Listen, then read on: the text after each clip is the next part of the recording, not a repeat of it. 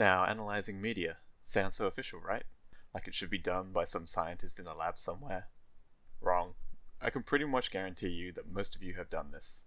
Maybe when you've been at home trying to work out what the hell is going on in the latest Stranger Things episode, or the latest Donald Trump tweet. You see, whenever we watch or interact with a piece of media, we subconsciously look for a few things: ideology, signs, symbols, and signifiers. Ideology is a collection of ideas or beliefs shared by a group of people. A sign is something that can be interpreted as having a meaning other than itself, and which is therefore able to communicate information to the receiver who decodes the sign. Symbols have an arbitrary relationship to the signified, a spoken or written word that bears no relation to the thing it represents. It has to be learnt.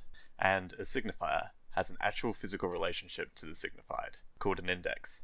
The study of this is called semiotics. Now, I know what you're thinking.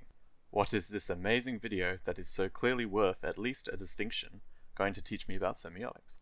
Well, you can pretty much use it on everything. Now, bear with me here, as this is some Inception levels of stuff right here. Critics. Yes, that's right. I'm going to analyze people analyzing media. You would think watching or reading a critic's review would be a straightforward way of understanding if something is good or bad, and you would be wrong. The problem lies mostly in this. These signs are generally a great way of communicating information to the receiver. This is assuming all the relative information about the critic and their biases are laid out to you. For example, this is Armand White, a critic who stands out from the rest. He thinks that everything is bad is good. This is a man who hated the Black Panther, but one of his favorite all-time movies was the Fantastic Four Silver Surfer. A man who hated Mad Max, but loves the Transformer franchise. So, does that make the information he provides useless to us as a consumer? No, because at least he's consistent in his critiquing, which helps us decode what is genuinely good or bad. If he dislikes something, I can be like, well, that movie's probably alright. Gaming outlets, on the other hand, like IGN, can have up to 40 rotating reviewers on payroll, all with varying different opinions and biases towards certain products, becoming this crazy gamble on the information you receive. Was it written by someone who knows the game? Was it written by someone who even likes the genre of game they're playing?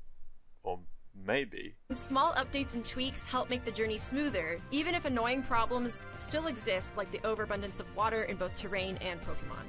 The added online features help mitigate some of the type imbalances though, and there are even a few post-game surprises to keep you training the Pokemon you actually want to train long after you're done with the more superfluous things.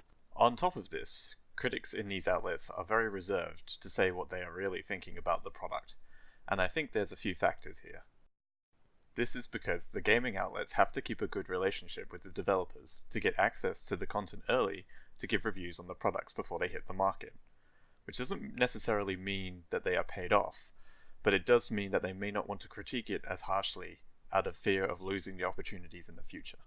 The results is this disjointed rating system, becoming harder to crack than the Da Vinci Code, with our only real way of interpreting it as having a meaning other than itself, built off the ideologies formed by years of biased results. And that's how you apply semiotics to almost anything. You're welcome.